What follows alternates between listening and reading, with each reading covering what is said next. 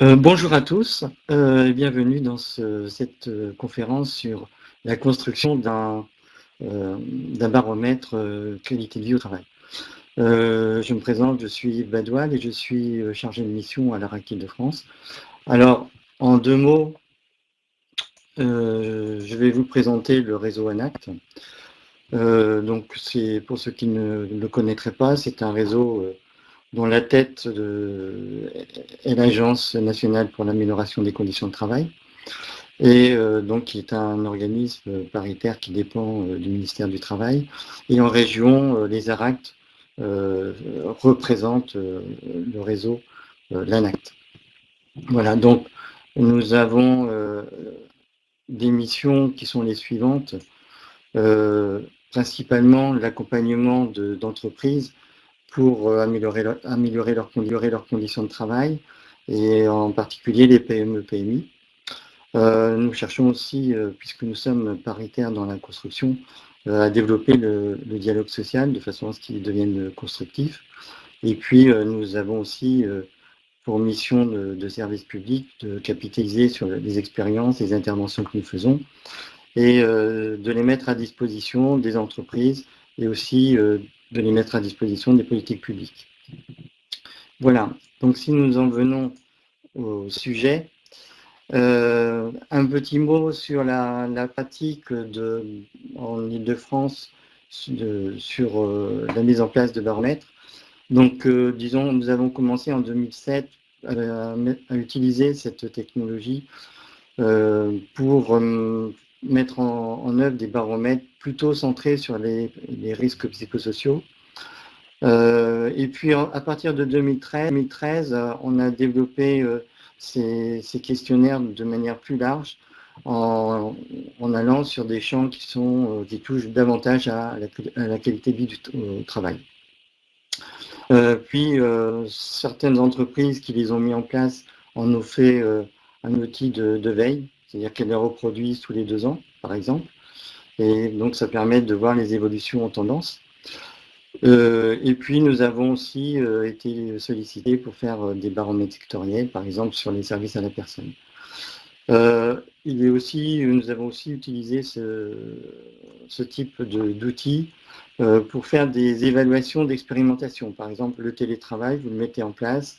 Au bout de 6 mois, vous voulez savoir l'impact que ça a sur l'entreprise.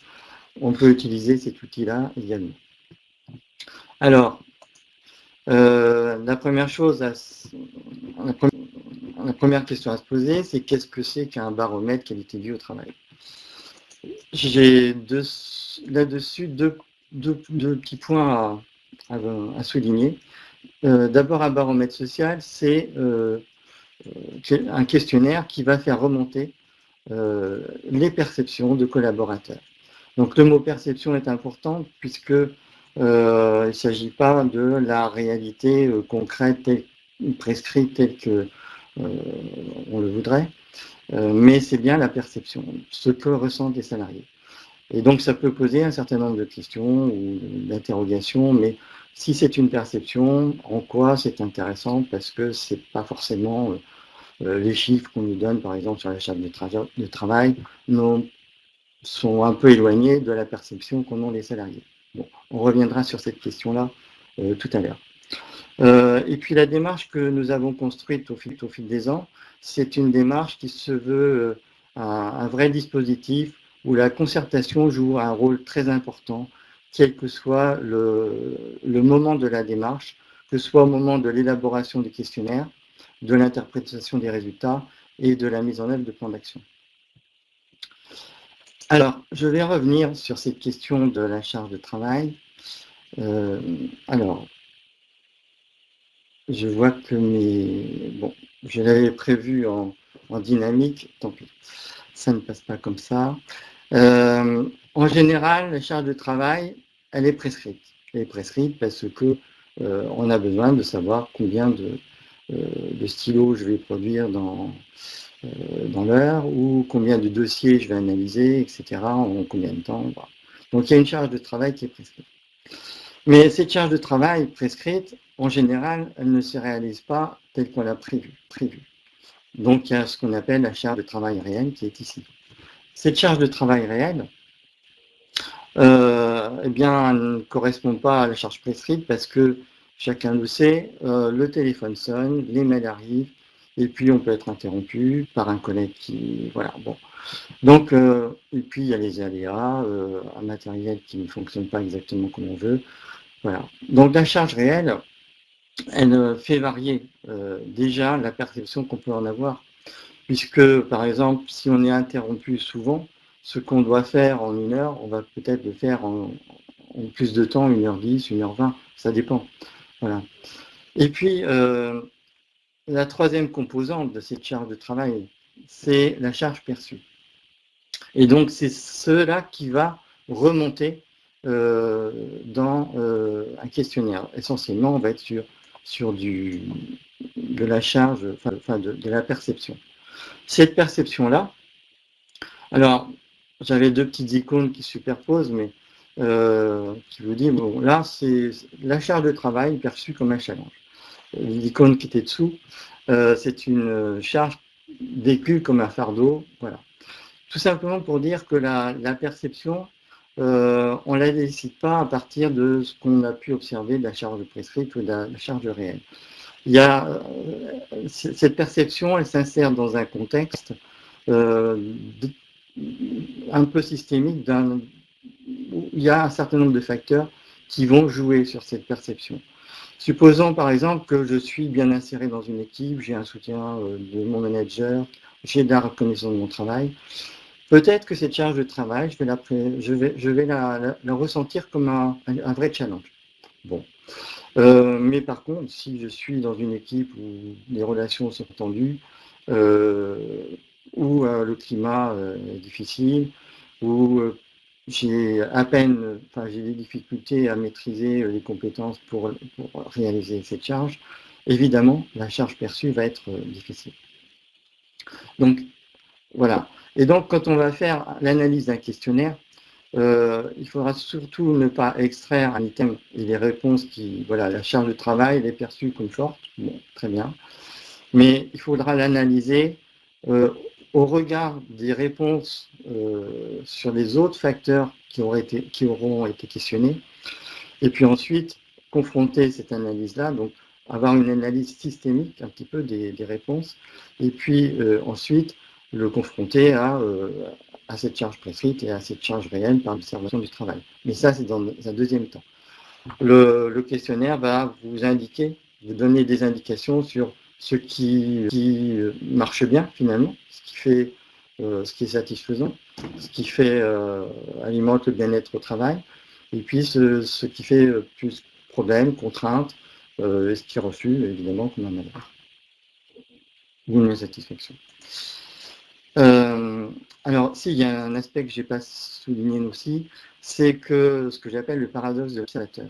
C'est-à-dire que quand vous parlez avec quelqu'un, les réponses qu'il va vous donner, ou quand vous observez le travail, ce qu'on fait souvent en entreprise, on va sur place, on regarde comment se passe l'activité. Et évidemment, on sait très bien que même si on se fait tout petit dans un coin, la façon dont les gens vont travailler va aussi être influencée par notre présence. Et c'est encore plus vrai lorsqu'on est dans un entretien en face à face. Évidemment, la personne qui vous répond va s'adapter à ce qu'elle pense être enfin, elle va s'adapter à ce qu'elle pense être une bonne réponse pour vous.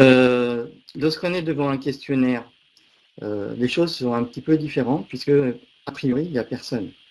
Donc, je fais l'hypothèse que lorsque les gens répondent à un questionnaire, ils le répondent d'une manière, je dirais, vraiment comme ils perçoivent les choses. Mais il y a une condition, c'est qu'ils soient vraiment garantis de la confidentialité de leurs réponses. Et ça, c'est un point extrêmement important. On verra plus loin comment y arriver. La qualité de vie au travail, puisqu'il s'agit de qualité de vie au travail, on va essayer d'en donner une définition. Alors, je me réfère ici à l'accord national interprofessionnel qui a été écrit par les partenaires sociaux en juin 2013. Si vous cherchez une définition précise, vous n'en aurez pas. Vous aurez plusieurs définitions ou un ensemble de définitions ou d'approches de la qualité de vie au travail qui finalement font corps. C'est-à-dire que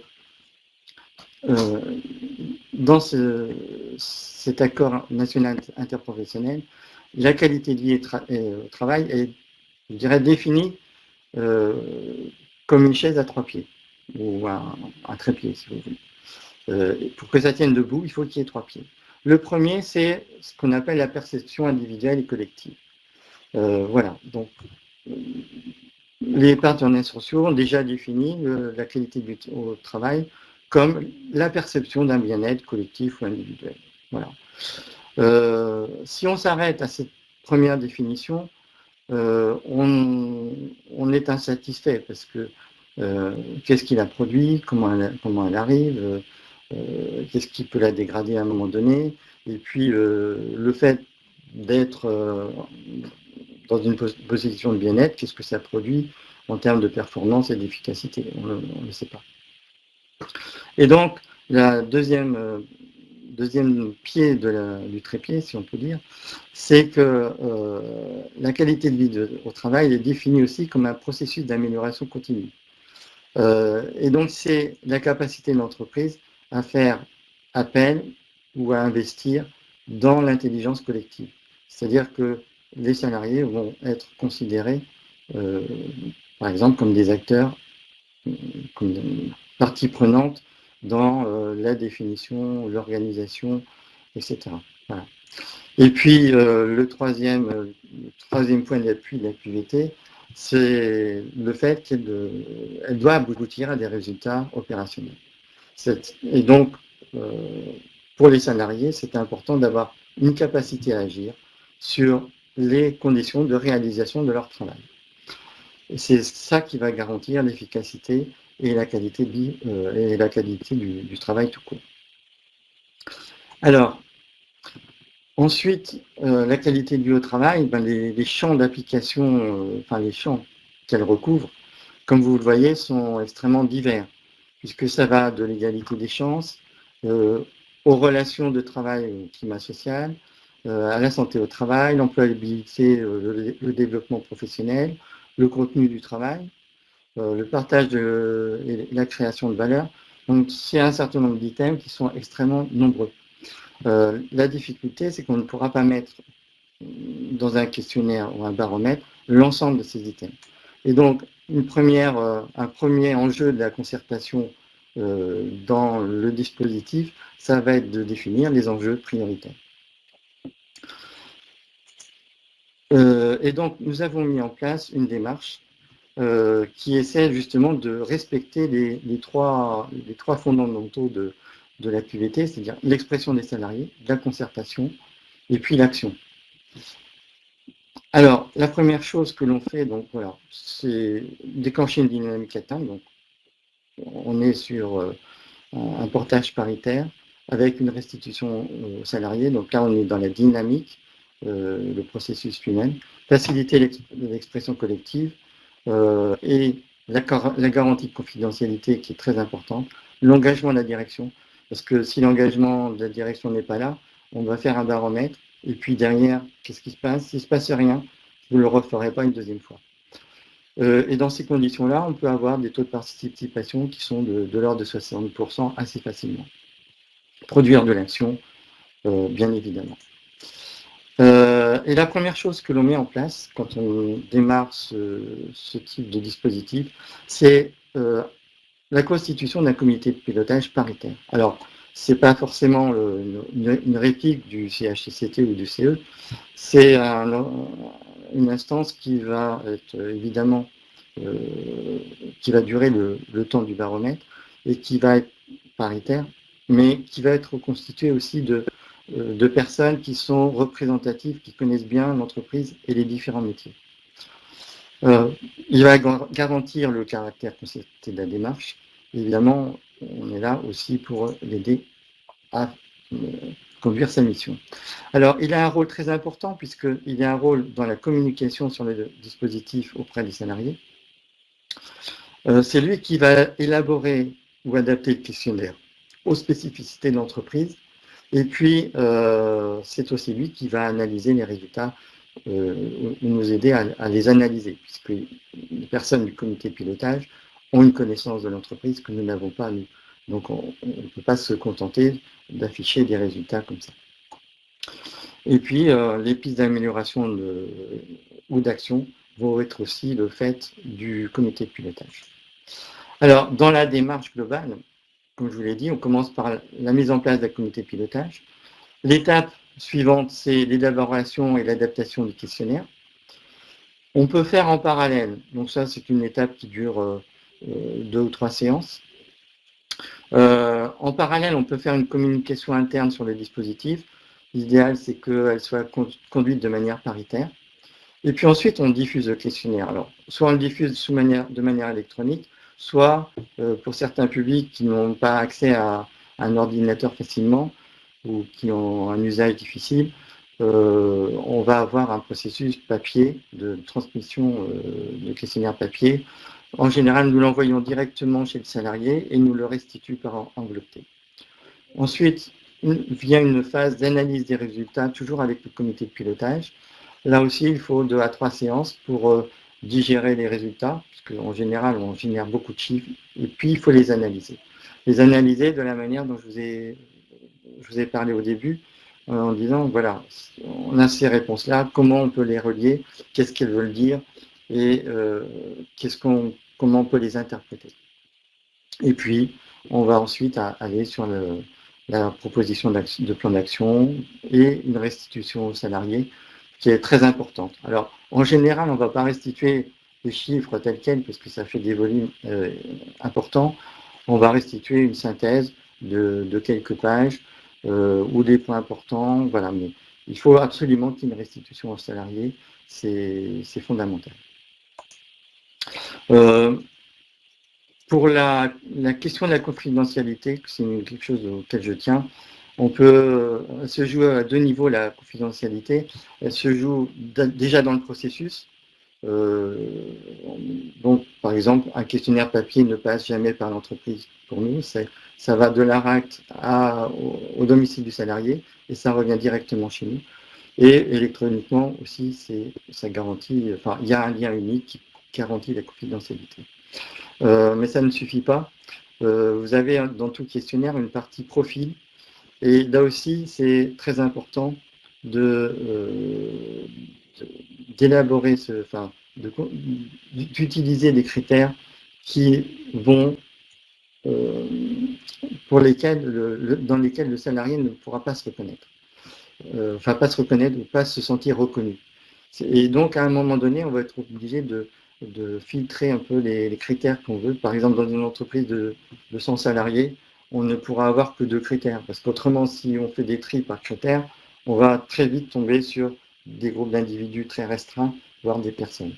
Donc, c'est quelque chose auquel il faut faire très, très attention quand on met en place ce type de baromètre. Voilà. Alors, quand peut-on mettre en place un dispositif, un baromètre QVT?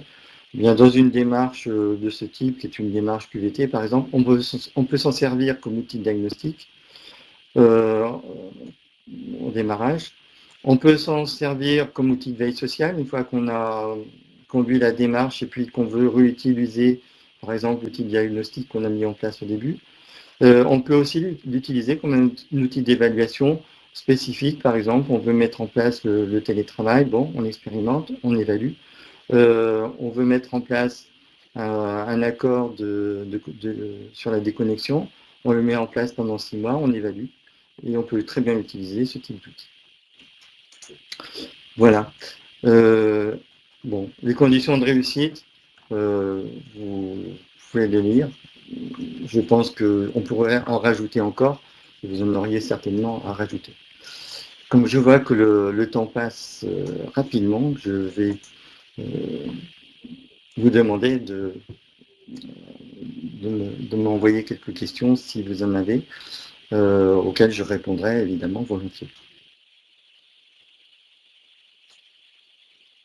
D'accord.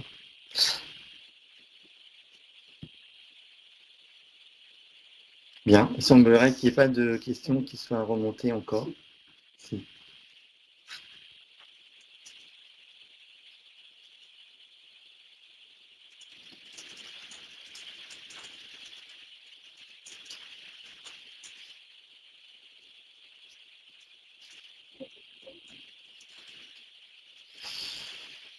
Comment faire si la direction n'est pas sponsor?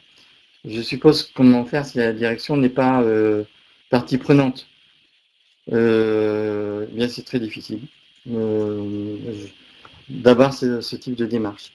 Donc, je pense que vous voulez parler de ce qu'on voit quelquefois dans des entreprises, par exemple, des membres d'un CHSCT décident de faire un questionnaire interne.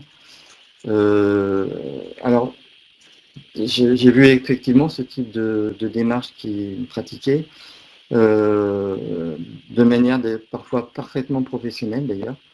La difficulté, c'est qu'une fois qu'on a ce questionnaire, qu'on a les réponses, comment on fait adhérer la direction à ce type de questionnaire. Bon, c'est toujours plus difficile lorsque la direction n'est pas partie prenante dès le départ.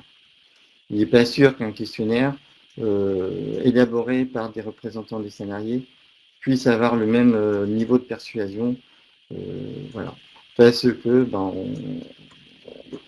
on va à nouveau, peut-être, en général, les arguments sont mais c'est la perception des salariés, on nous dit la charge de travail, elle est trop importante, etc. Mais eux en resteront au niveau du prescrit, voire iront un petit peu plus loin en regardant un peu la situation réelle, mais ils n'iront pas forcément. Voilà. Que veut dire une charge de travail forte? Est-ce que c'est vraiment la charge de travail qui est forte ou c'est l'ensemble des autres facteurs qui sont déficients? Ça sera difficile d'aller plus loin. Voilà. Est-ce que j'ai un aperçu du questionnaire? Alors, je ne l'ai pas là, je suis désolé. Parce que là, dans la technique, on n'a pas prévu de mettre. Mais bon, ça peut être montré. Alors, c'est pas un questionnaire type, hein, comme vous l'avez compris, c'est un questionnaire qui est élaboré. Donc, en fait, lorsqu'on commence l'élaboration du questionnaire avec le comité de pilotage, on peut reprendre un questionnaire qui a été utilisé, je peux en sélectionner un qui a été utilisé dans un organisme à peu près équivalent, qui a des préoccupations à peu près équivalentes. Mais très souvent, je repars, alors pas de zéro, c'est-à-dire qu'on a constitué une base de questions avec un certain nombre de facteurs. Et donc, avec le comité de pilotage, on commence par définir les principaux enjeux, à quoi on veut s'intéresser en priorité. Et selon les facteurs qui sont sélectionnés comme étant prioritaires, on a pour chaque facteur une base de questions. Donc ça, c'est un travail qu'on a fait en amont et qui nous sert aujourd'hui à aider un comité de pilotage à construire lui-même son questionnaire, avec notre aide évidemment. Voilà, donc on a un outil qui facilite cette élaboration, on ne part pas de zéro, et en 2-3 séances, on arrive à faire un questionnaire qui tient la route et qui ensuite peut être diffusé. Quel type de questions, critères peuvent être posés?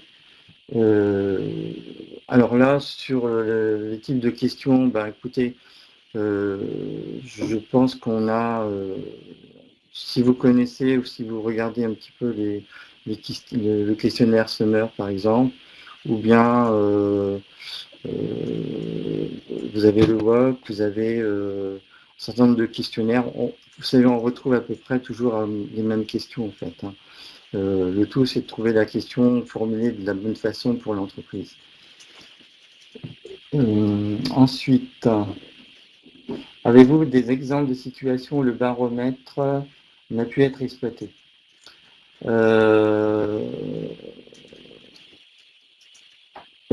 Ben, écoutez, jamais en fait. Jamais, ça ne veut pas dire qu'on arrive toujours à plus de 60% de réponse. On se pose des questions quand on est à moins. Quand on est à moins de 60% de réponse, voilà. Mais à un moment donné, on pose la question au comité de pilotage, est-ce que vous pensez qu'on peut l'exploiter ou pas? C'est pas nous qui le décidons, évidemment. Pour l'instant, ça ne m'est pas arrivé. Voilà. Mais, alors, on a effectivement, quand on est à 30 ou 40%,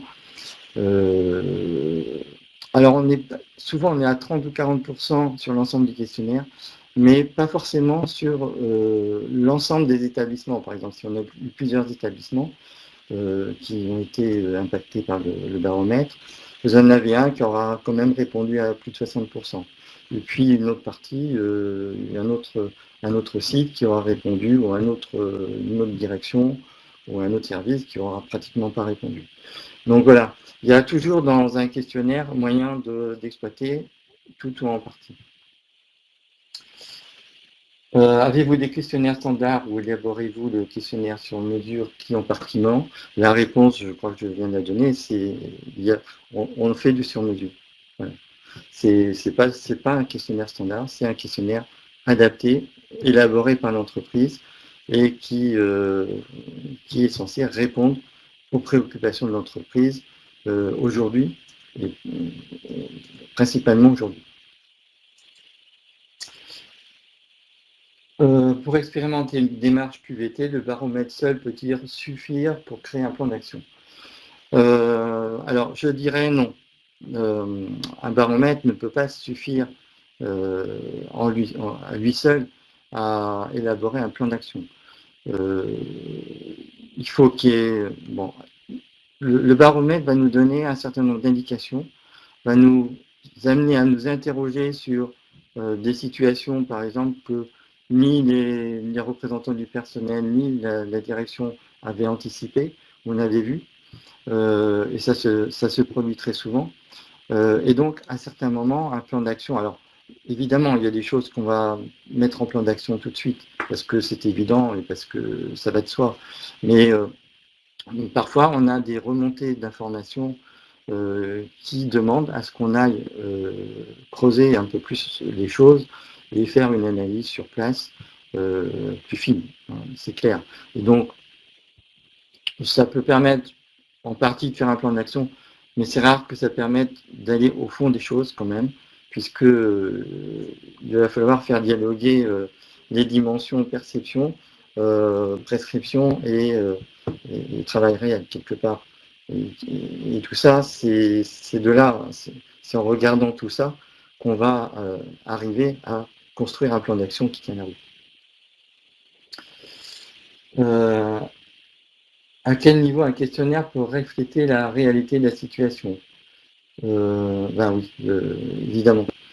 Euh, il reflète une perception, il ne reflète pas l'entièreté d'une situation de travail, c'est clair. On est, euh, la perception vous décrit ce que vivent les salariés. Et leur perception, je me dis, ce sont des indicateurs. Ce sont des indicateurs qui vont vous interroger, qui vont vous amener à voir exactement ce qui se passe dans le concret des choses.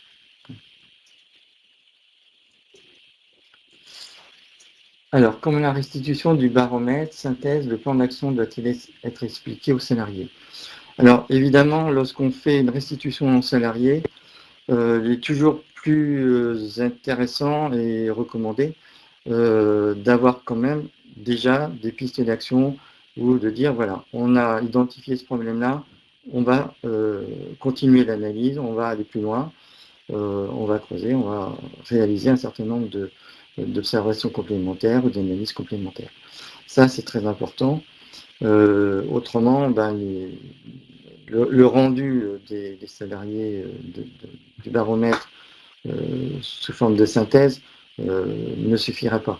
Donc, dans la synthèse, on va évidemment essayer de traduire, et ça, on le fait avec le comité de pilotage. On va essayer de traduire.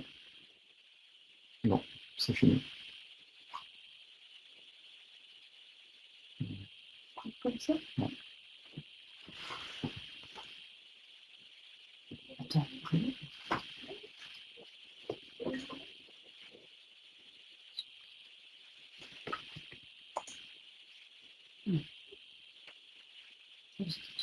Ah, pardon. Alors, je peux continuer. Donc oui, on va pouvoir, quand on fait une synthèse, on l'a fait avec le comité de pilotage pour qu'on ait une traduction lisible, compréhensible des résultats d'enquête. Une enquête de 20 ou 30 questions ou encore plus 40 en termes de volume de données, il faut bien se rendre compte que c'est facilement 200, 300, 400 pages de chiffres. Donc c'est pas lisible pour les salariés. Donc il faut en faire une analyse précise et restituer l'essentiel au moins l'essentiel sous une forme, je dirais, compréhensible. Donc c'est un travail qu'on fait. C'est pas toujours facile, mais voilà. Mais c'est très important de pouvoir le faire.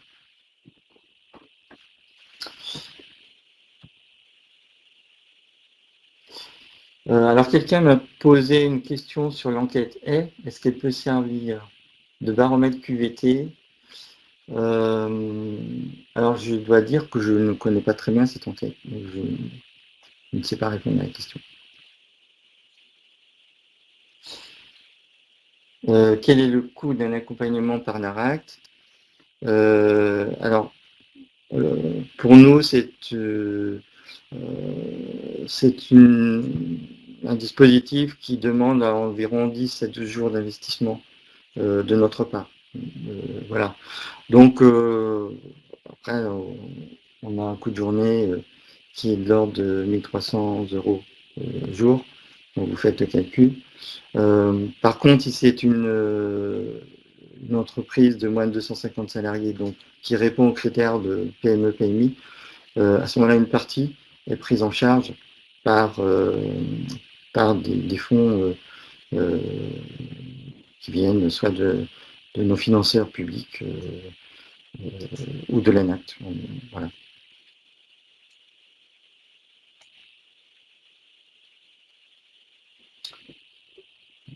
Bien.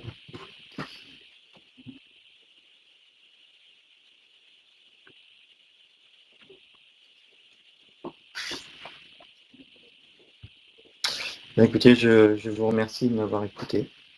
Apparemment, il n'y a plus de questions, donc voilà. J'espère que j'ai répondu à vos attentes. Merci beaucoup de votre écoute.